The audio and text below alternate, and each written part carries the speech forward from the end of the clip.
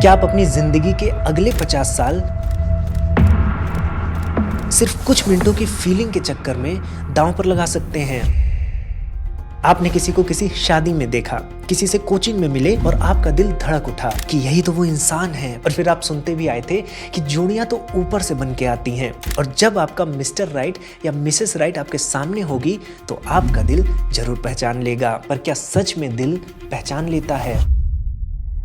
और ठीक यही सवाल 1986 में एक अमेरिकन साइकोलॉजिस्ट की नींद उड़ाए हुए था। और इसका जवाब ढूंढने के लिए उसने एक अजीब काम किया। उसने अपनी यूनिवर्सिटी की लैब को एक वीकेंड अपार्टमेंट बना दिया और फिर अखबार में एक एडवर्टीजमेंट छपवाया कपल्स के लिए कि आप आइए वीकेंड में इस घर में रहिए और बदले में पैसे ले जाइए। लेकिन ये अपार्टमेंट आम अपार्टमेंट नहीं था।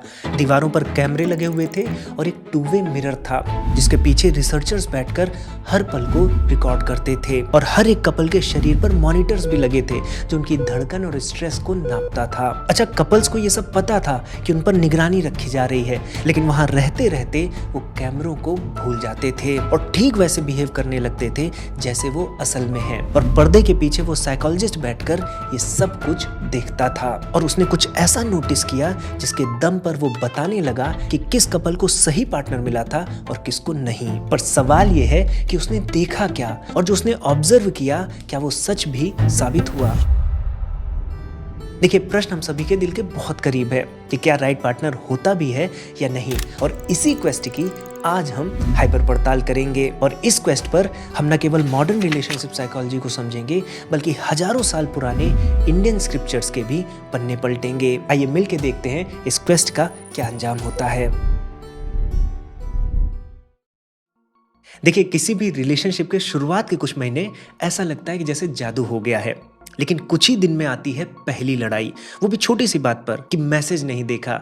और उस दिन आपका दिल बोलता है कि कहीं गलत इंसान तो नहीं चुन लिया। और ठीक इसी फीलिंग को 1998 में एक दूसरे अमेरिकन साइकोलॉजिस्ट चिपनी डिकोड करना चाहते थे। और इसके लिए उन्होंने एक क्वेश्चनर बनाई और उस क्वेश्चनर में उन्होंने ऐसे प्रश्न रखे जिससे वो जान पाए कि एक व्यक्ति प्यार को लेकर अपने मन में कौन सी छुपी हुई सोचों को लेकर चलता है। और उन्हें दो डिस्टिंक्ट थॉट पैटर्न्स मिले। पहला है डेस्टिनी बिलीफ। इस बिलीफ के लोग मानते हैं कि कहीं कोई परफेक्टली कंपैटिबल इंसान है और अगर वो लाइफ में आ गया तो लाइफ सेट है। और ये जो बिलीफ है, ये बिलीफ अक्सर हमको मूवीज, कहानी और हमारे कल्चर से मिलती है। और वहीं दूसरी तरफ है ग्रोथ बिलीफ। ग्रोथ बिलीफ वाले मानते हैं कि कोई भी रिश्ता, कोई भी रिलेशनशिप किसी मूवी की तरह नहीं होती, बल्कि हर रिश्ते में समस्याएं आती हैं, प्रॉब्लम्स होती हैं और उन्हीं प्रॉब्लम्स को सॉल्व करने के बाद हमारा प्यार मजबूत होता है। गजब की बात यह है कि चिपनी इन दोनों बिलीफ्स में से किसी भी एक बिलीफ को गलत नहीं साबित कर पाए। दोनों अलग अलग सिचुएशंस में एक दूसरे से बेहतर निकली।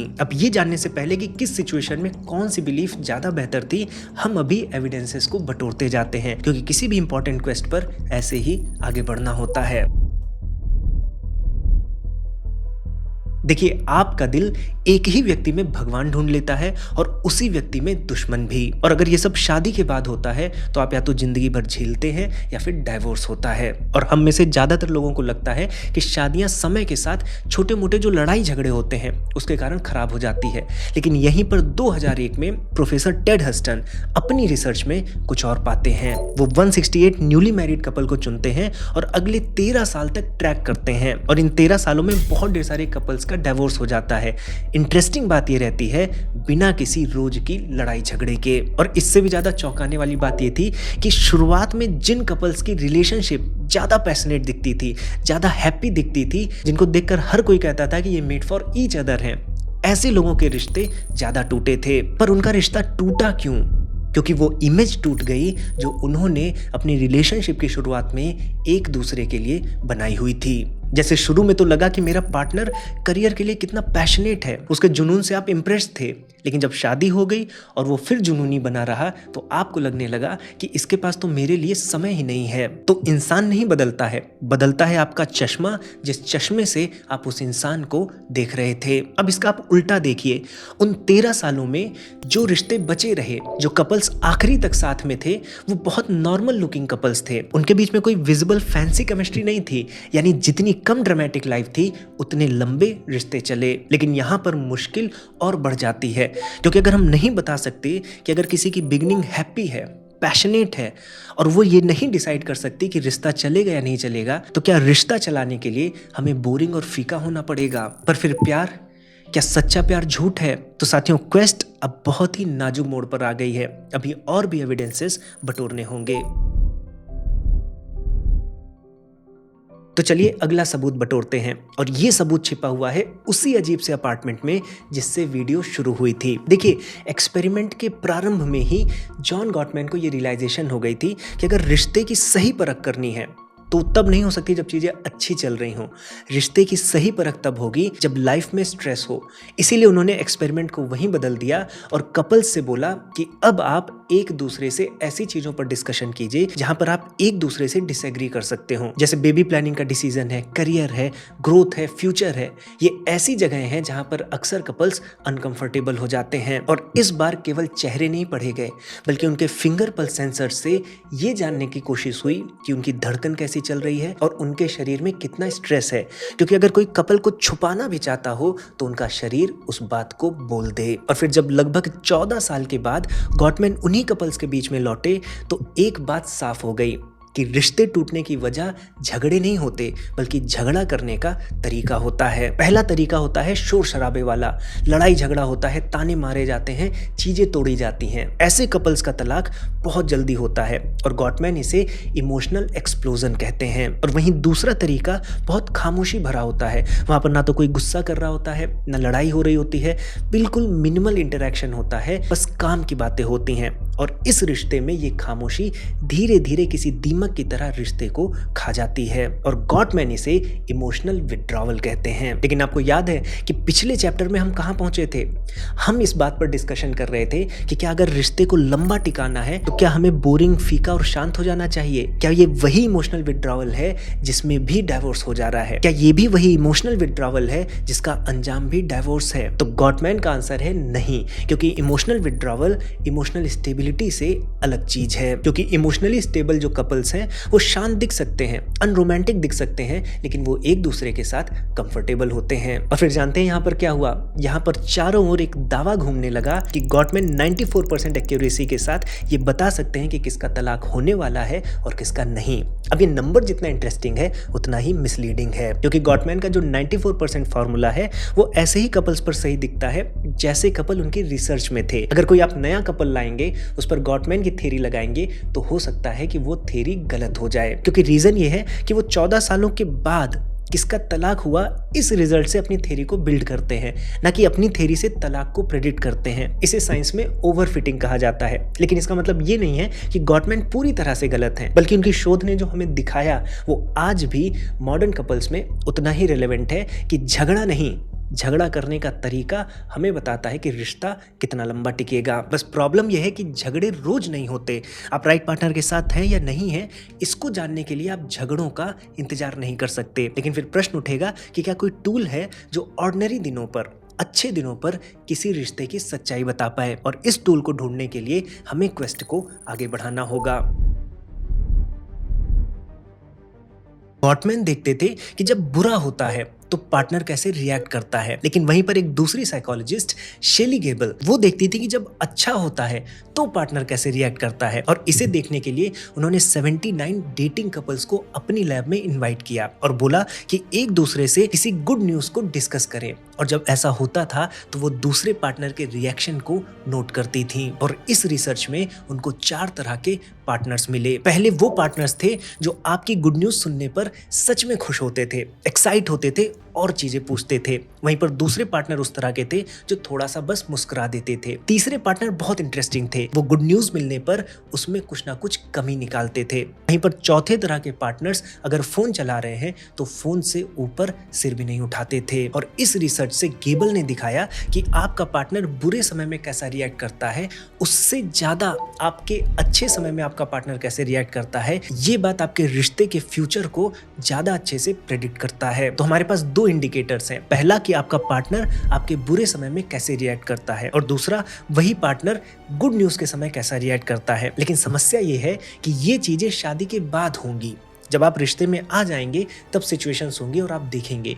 लेकिन हमारा डर तो शादी और रिलेशनशिप के पहले का है, पार्टनर चुनने का है। तो क्या कोई ऐसा तरीका है कि इंसान को चुनने से पहले ही हमें पता चल जाए कि ये इंसान मेरे लिए सही होगा या नहीं होगा?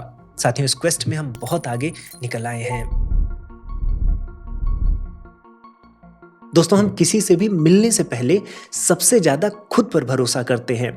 हमारे मन में एक लिस्ट होती है कि हमें कैसा पार्टनर चाहिए, लेकिन समस्या यह है कि हमारे मन के पास किसी भी रिलेशनशिप का रियल एक्सपीरियंस नहीं होता। इनफैक्ट 2008 में 2 रिसर्चर्स ईस्टविक और फिंकेल, इन्होंने एक स्पीड डेटिंग स्टडी कंडक्ट की जिसमें उन्होंने लोगों से कागज पर वो चीजें लिखवाई जो उनको अपने पार्टनर में चाहिए थी, और उसके बाद उन लोगों को अपोजिट जेंडर के स्ट्रेंजर्स के साथ बिठाया गया। बातचीत हुई और थोड़ी ही बातचीत के बाद जो चीजें कागज में लिखी गई थी वो किसी काम नहीं आई। जो लड़का सुंदर लड़की की डिमांड कर रहा था वो एक साधारण सी लड़की के साथ हंसते खेलते हुए बातें कर रहा था, और जो लड़की एक रिच पार्टनर चाहती थी वो एक नॉर्मल फाइनेंशियल कंडीशन वाले लड़के की बातों में खोई हुई थी। यानी आप किसे पसंद करोगे ये आपकी चेकलिस्ट नहीं तय करती, क्योंकि चेकलिस्ट भी तो मूवीज और कहानियों से बनी है। और इस बात को 2020 में समंथा जोएल नाम की एक सोशल साइकोलॉजिस्ट ने 11,000 कपल्स के डेटा सेट को एक मशीन लर्निंग मॉडल में डालकर कंफर्म किया। उन्होंने बताया कि किसी इंसान की जो अपनी पर्सनैलिटी है,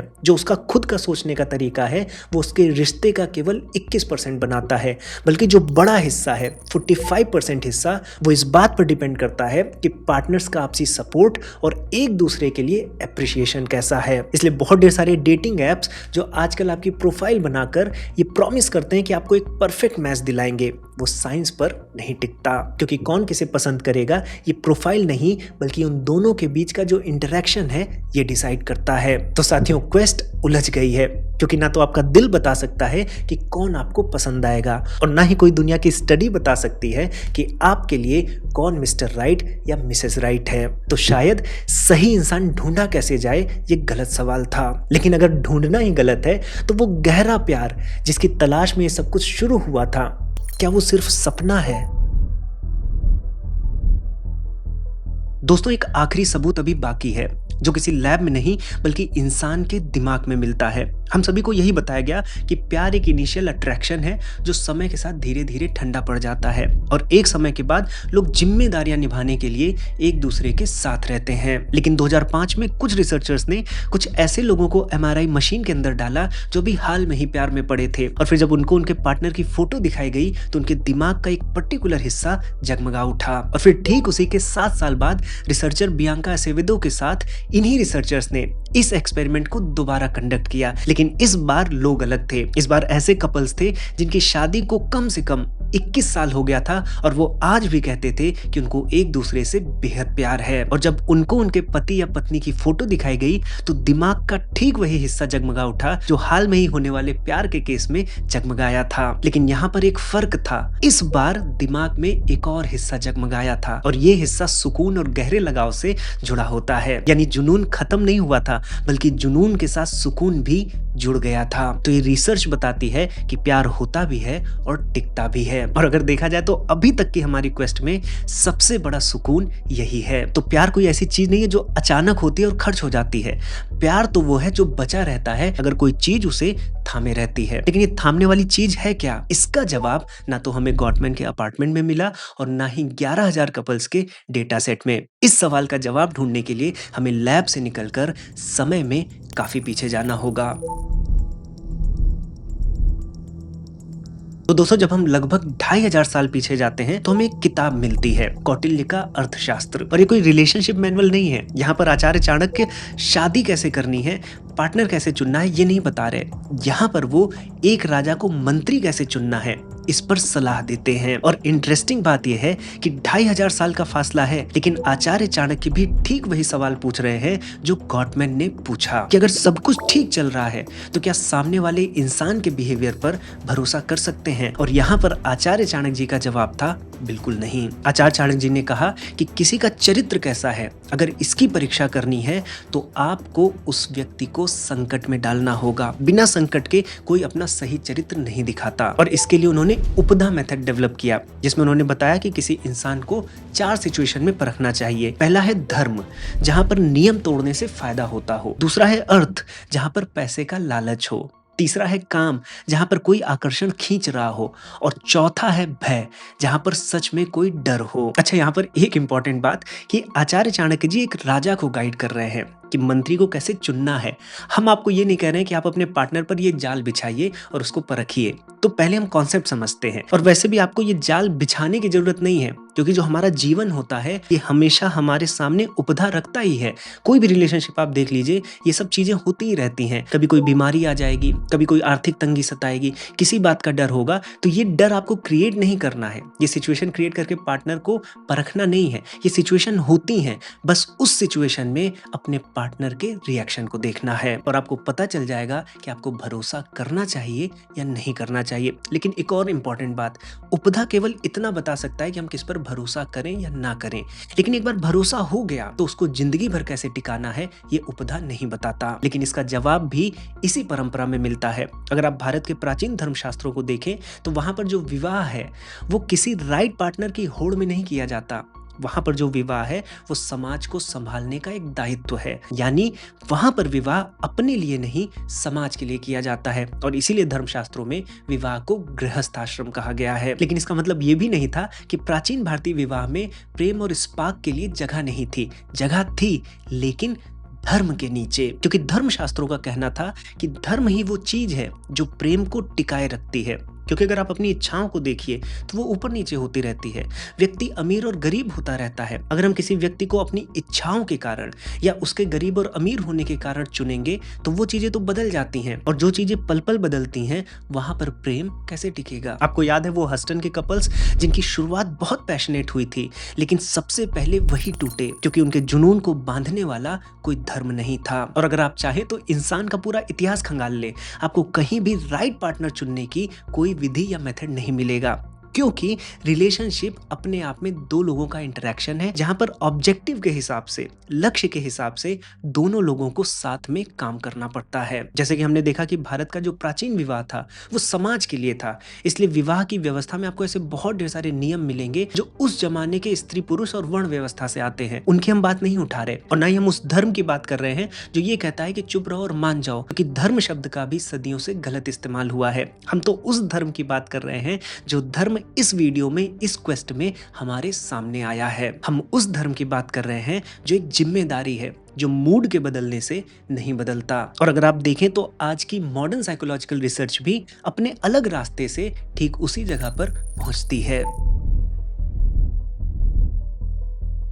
दोस्तों, आपको वो चिपनी के दो ग्रुप्स याद होंगे, एक डेस्टिनी बिलीफ वाला, एक ग्रोथ बिलीफ वाला। ये जो डेस्टिनी बिलीफ वाले हैं, जब तक सब कुछ सही चल रहा होता है ये रिलेटिवली ज्यादा सेटिस्फाइड रहते हैं। लेकिन जैसे ही कोई पहली मुश्किल आती है तो ये डेस्टिनी बिलीफ वाले टूट जाते हैं। लेकिन वहीं पर ग्रोथ बिलीफ वाले उस मुश्किल को अपने रिश्ते का एक सामान्य सा हिस्सा मानते हैं और वहीं से काम करना शुरू कर देते हैं और अपने रिश्ते को और भी स्ट्रांग बनाते हैं। अब देखिए हुआ क्या, गौर कीजिए, जितना हमने सीखा है वो आपको दिखने लगेगा। डेस्टिनी बिलीफ वाले क्या करते हैं, अपनी इच्छा को जज बना लेते हैं और जिस दिन उनकी ये इच्छा, ये फीलिंग गिरती है, क्योंकि इच्छाएं ऊपर नीचे होती रहती हैं, उसी दिन उनके रिश्ते कमजोर पड़ने लगते हैं। क्योंकि वो अपनी इच्छा को गलत नहीं बोल पाते तो सामने वाले इंसान को गलत बोलते हैं। लेकिन वहीं जो ग्रोथ बिलीफ वाले होते हैं वो जानते हैं कि जो हमारी फीलिंग्स है वो ऊपर नीचे होती रहेगी, रिश्ता उससे नहीं तय होगा। और यही धर्म है, वो चीज जो रोज के मूड बदलने से नहीं बदलता। तो आप देख पा रहे हैं एक 2500 साल पुरानी बात